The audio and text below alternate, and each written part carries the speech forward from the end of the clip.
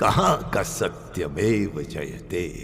Supreme court के जजेस, high court के जजेस जरूर इसको देखें और आत्मचिंतन करें कि भारत की न्याय प्रणाली कहां पहुंच गई है। भारत में टोटल 5 करोड़ केसेस तो वो हैं जो district court, high court, supreme court में है। इसका मतलब 5 करोड़ परिवार न्याय की आशा में बैठा हुआ है। ऑन एन एवरेज एक परिवार में 6 आदमी रख लीजिए, तो यानी 30 करोड़ लोग न्याय की आस लगाए बैठे हुए हैं। 30 करोड़ का मतलब एक अमेरिका, 30 करोड़ का मतलब 15 ऑस्ट्रेलिया, 30 करोड़ का मतलब 7 कनाडा, 30 करोड़ का मतलब 1.5 ब्राजील। इतने लोग भारत में न्याय की आस में बैठे हुए हैं। और ये 5 करोड़ केस तो वो हैं जो district court, high court, supreme court में है।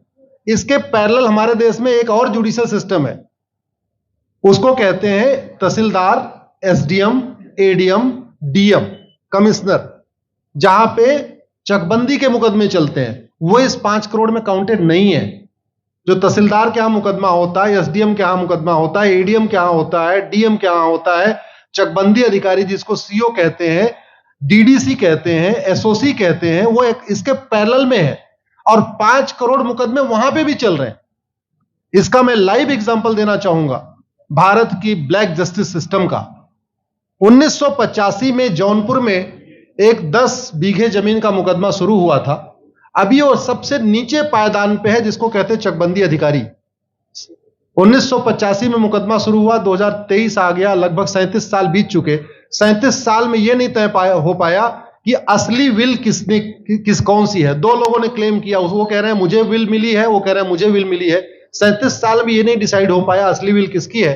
अगर मान लीजिए आज डिसाइड हो जाए तो सीओ के बाद एसओसी, एसओसी के बाद डीडीसी, डीडीसी के बाद हाई कोर्ट, हाई कोर्ट के बाद सुप्रीम कोर्ट, यानी अभी 35 साल और लगेगा, 70 साल लगेगा। सेकंड जनरेशन मुकदमा लड़ रही है, ऑलरेडी सेकंड जनरेशन मुकदमा लड़ रही है। और इसी स्पीड से काम हुआ तो मुझे लगता है थर्ड जनरेशन आके मुकदमा जाके तब जाके सुप्रीम कोर्ट पहुंचेगा। दूसरा एग्जांपल, एक ग्लेरिंग एग्जांपल आपको देता हूं। 1971 के वॉर में पाकिस्तान में बम फेंकने वाले, पाकिस्तान के फौजियों के बहुत सारे बैंकर तोड़ने वाले एक कर्नल कबोत्रा है, पंचकुला में रहते हैं।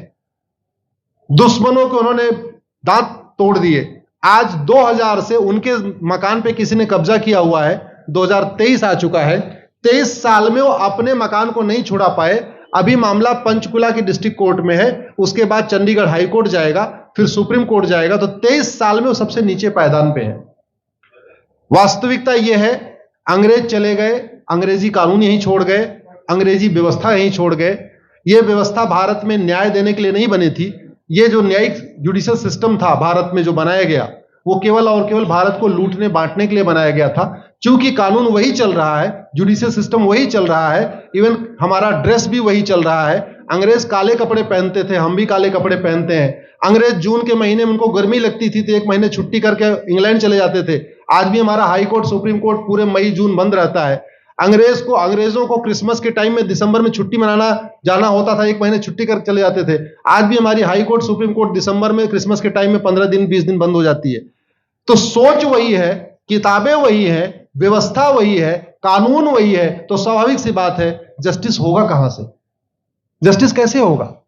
हम 2023 में 1860 का इंडियन पिनल कोड लेके घूम रहे, 1861 का पुलिस एक्ट लेके घूम रहे, गवाहों के बयान 1872 के कानून से हो रहे।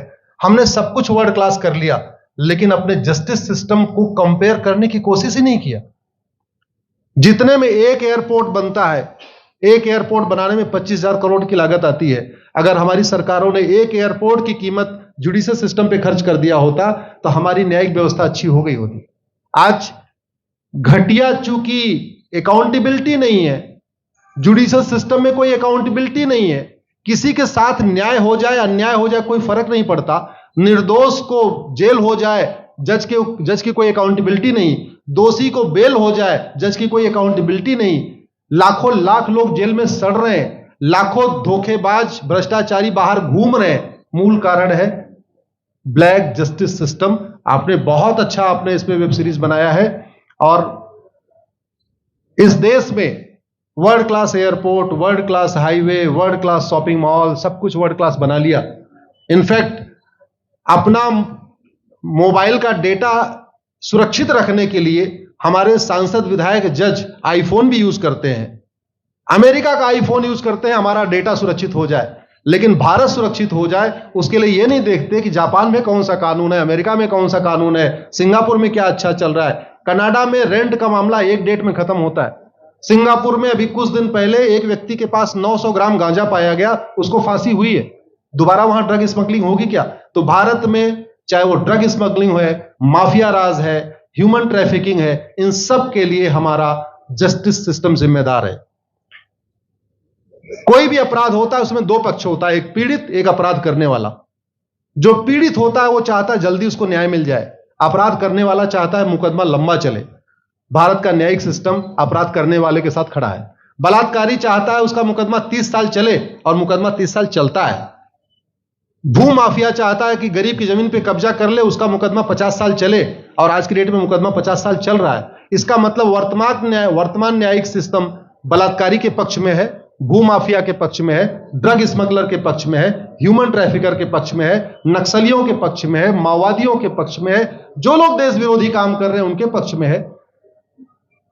40 साल 50 साल के बाद किसी व्यक्ति ने मिलावट करके लोगों का स्वास्थ्य खराब कर दिया, उसको 50 साल के बाद सजा हो रही है। इस बीच उसने कम से कम पता नहीं कितने लोगों का और भी कर दिया। तो ये जो जस्टिस सिस्टम होता है दवा की तरीके काम करता है। जैसे दवा अच्छी होती है बीमारी तुरंत ठीक हो जाती है, अगर दवा घटिया होती है तो बीमारी बढ़ जाती है। दवा खाने के बाद शरीर एज इट इज नहीं रहता, या तो बीमारी ठीक होती है या तो बीमारी बढ़ती है। अगर कोई आदमी एक गांव में किसी के साथ कुछ गलत कर दे, उसको 6 महीने के अंदर सजा हो जाए, साल भर के अंदर हो जाए, दूसरा अपराध वहां नहीं होगा। लेकिन अगर उस व्यक्ति को पनिशमेंट नहीं मिला तो स्वाभाविक सी बात है उसने उसको और मोटिवेट कर दिया। कहते नहीं ऐसे बुखार है, तुरंत 2 गोली खाइए बुखार ठीक हो गया, लेकिन अगर आपने दवा नहीं खाई या गलत दवा खा लिया तो टाइफाइड होगा या निमोनिया होगा। दुर्भाग्यवश ये हमारा जस्टिस सिस्टम यही कर रहा है। आज की डेट में जितनी समस्याएं हैं, चाहे वो घूसखोरी है, जमाखोरी है, मिलावटखोरी है, कालाबाजारी है, नशा तस्करी है, मानव तस्करी है, सोना तस्करी है, ड्रग स्मगलिंग है, या नक्सलवाद है, या माओवाद है, या कट्टरवाद है, जो भी समस्याएं हैं, उसका एक बहुत बड़ा कारण यह है कि हमारा जस्टिस सिस्टम उसको टैकल नहीं कर पा रहा है, उसको पकड़ नहीं पा रहा है, और इसीलिए भारत में अराजकता है। मैं तो इतने जानता हूं, ऐसी कोई बीमारी नहीं जिसकी कोई दवाई नहीं, ऐसी कोई समस्या नहीं जिसका कोई समाधान नहीं। हम हर चीज के लिए बाहर से चीजें खरीदते हैं, तो हम ये क्यों नहीं देख रहे हैं कि आखिर चाइना का जस्टिस सिस्टम कैसा है, सिंगापुर का कैसा है, कनाडा का कैसा है, फ्रांस का कैसा है और अमेरिका का कैसा है। हम क्यों नहीं बेस्ट प्रैक्टिसेस उनकी अडॉप्ट कर लेते। दुनिया के कई देशों ने नार्को पॉलीग्राफ ब्रेन मैपिंग कानून बना दिया। मेरी बहन दीपिका नारायण बैठी हुई है, ये लगातार फॉल्स केसेस के खिलाफ, इनको मैं देखता रहता हूं, एक्टिव रहती है। एक कानून बन जाए नार्को पॉलीग्राफ ब्रेन मैपिंग और कंप्लेन पे अंडरटेकिंग ले लिया जाए कि जो कुछ मैं शिकायत कर रहा हूं इसके लिए मैं अपना नार्को पॉलीग्राफ ब्रेन मैपिंग कराने के लिए तैयार हूं, हजारों की संख्या में फेक केसेस खुद ही खत्म हो जाएंगे। आज की डेट में लोग जुडिशरी की लापरवाही के साथ साथ फर्जी केस से परेशान है, फर्जी गवाही से परेशान है, फर्जी एफआईआर से परेशान है, हजारों परिवार परेशान है। कई बार देखा गया कि जो फैमिली के केसेस होते हैं उसमें कितने सारे फेक केसेस भी आ रहे हैं। तो जो वास्तव में दोषी हैं उनको पनिशमेंट नहीं मिल पा रहा है, जो निर्दोष हैं उनके खिलाफ फर्जी केसेस हो रहे हैं। आज की डेट में गांव में एक दबंग अगर जमीन कब्जा कर लेता है, किसी की हिम्मत नहीं पड़ती उसके खिलाफ कोई गवाही दे दे। लोगों को अपनी जमीन छुड़ाने में 30-30 साल लड़ना पड़ रहा है, 35 साल लड़ना पड़ रहा है। अगर 30 साल 35 साल के बाद कक्कड़ जी उसको अपनी जमीन मिल भी गई तो उसके साथ न्याय कहां हुआ? 35 साल में उसका टाइम बर्बाद हो गया, 35 साल में उसका पैसा बर्बाद हो गया, 35 साल वो मेंटल ट्रॉमा में रहा, 35 साल उसने तारीख पे तारीख झेली है। और मैं तो डिस्ट्रिक्ट कोर्ट में कई बार जाके देखा, ऐसे परिवारों को देखता हूं जिनके पास बस से आने के लिए पैसा नहीं है, साइकिल से आते हैं। ऐसे परिवारों को देखता हूं जो चाय नहीं पी सकते अपने पैसे से, बेचारे घर से रोटी बांध के और अचार लेके आते हैं, लेकिन वहां मजबूरी में वकील को पैसा देते हैं। तो हमारी कोर्ट कचहरी वास्तव में दलाली का अड्डा बन गया है। हमारी कोर्ट कचहरी भ्रष्टाचार का अड्डा बन गया है। और मैं दुख के साथ कहना चाहूंगा, अदालतों में न्याय हो नहीं रहा है, बल्कि न्याय बिक रहा है। जिनके पास पैसा है, वो कि उन्होंने कितना बड़ा क्राइम किया हो, मर्डर किया हो, रेप किया हो, उनको जमानत हो रही है। और जिनके पास नहीं है, वो बेचारे जेल में सड़ रहे हैं। कई बार तो देखा गया, मैंने मेरे मर्डर किया एक्स अनंत सिंह ने, लेकिन एक्स अनंत सिंह बाहुबली थे, उन्होंने थानेदार को 20 लाख रुपए दिया, वो वाई अनंत सिंह को लेकर जेल में डाल दिया। नाम वही है। अब उसके बाद क्या हुआ, 20 साल मुकदमा चला और फिर सबूत के अभाव में छूट गया। तो जिसने मर्डर किया वो तो कभी जेल गया ही नहीं। एक निर्दोष जेल गया, 10-20 साल के बाद उसने अपना जमीन बेचा, सब कुछ किया, मां बाप सब कुछ तबाह हो गए, फिर वो सबूत के अभाव में छूट रहा है।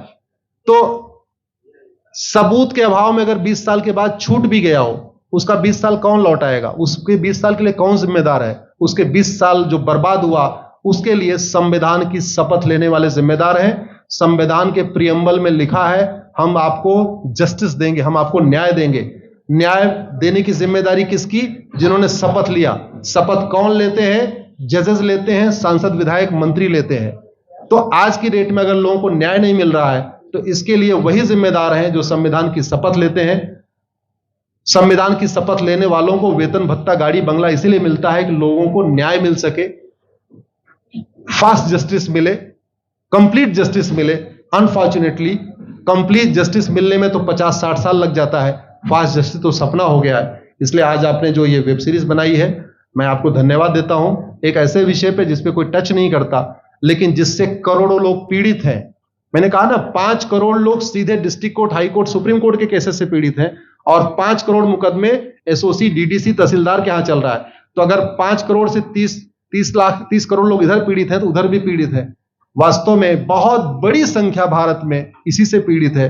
और अपराध, भ्रष्टाचार और जितनी भी अराजकता चल रही है, उसका मूल कारण भी यही है। जस्टिस सिस्टम अच्छा हो जाए, कानून सख्त हो जाए, कानून का खौफ पैदा हो जाए, न्यायपालिका का खौफ पैदा हो जाए, और ये थाने जो दलाली के अड्डे बन गए हैं, तहसील जो दलाली का अड्डा बन गया है, डिस्ट्रिक्ट कोर्ट जो कमीशन खोरी का अड्डा बन गया है, अगर इस पे कंट्रोल हो जाए, तो वास्तव में भारत में फिर से राम राज्य आ सकता है। अगर जुडिशियल सिस्टम अच्छा हो जाए, तो जो राम राज्य की कल्पना है, धर्म की जय हो, अधर्म का नाश हो, प्राणियों में सद्भावना हो, विश्व का कल्याण हो, मुझे लगता है उसको फिर से जीवित किया सकता है। आपने मुझे बुलाया कपिल जी, मैं आपको धन्यवाद देता हूं। और ये फिल्म बनाने के लिए, ये वेब सीरीज बनाने के लिए बहुत बहुत धन्यवाद देता रहता हूं। दीपिका जी लड़ती रहती हैं, इनको देखता रहता हूं। बहन नेहा जी आई हैं, ये अपने गानों से मुझे लगता है बहुत अच्छा आप लिखती हैं। और इसी तरीके से कड़वा सच आप लिखते रहिए, कड़वा सच गाते रहिए। लोग आज की डेट में, यंग जनरेशन कड़वा सच सुनना चाहती है। मीठे झूठ ने इस देश में शुगर, डायबिटीज पैदा कर दिया। भारत केवल लोग डायबिटीज से नहीं पीड़ित हैं, बल्कि हमारी व्यवस्था को डायबिटीज हो चुका है। और उस डायबिटीज को दूर करने के लिए नेहा राठौर जैसी बहनें जो सही बात कह रही हैं, दीपिका जी सही बात कह रही हैं। आप लोग जो है बहुत अच्छा काम कर रहे हैं। और आपने, कक्कड़ साहब, आपने बनाया वेब सीरीज, आपको विशेष आभार, धन्यवाद देता हूं। यही निवेदन करता हूं, इस वेब सीरीज को ज्यादा से ज्यादा देखें। और खास तौर पे अगर आपके जानने वाले कोई जज हैं, कोई आईएएस हैं, कोई आईपीएस हैं, मंत्री, सांसद, विधायक हैं, उनको भी एक बार फोन करके, व्हाट्सएप करके एक बार कहिए कि वो भी इसको जरूर देखें। क्योंकि अल्टीमेटली न्यायिक व्यवस्था बदलने की जिम्मेदारी उन्हीं की है जिनको वेतन, भत्ता, गाड़ी, बंगला, free air ticket, free rail ticket और वीआईपी व्यवस्था मिलती है। ये व्यवस्था उन्हीं को बदलनी है। जय हिंद, धन्यवाद।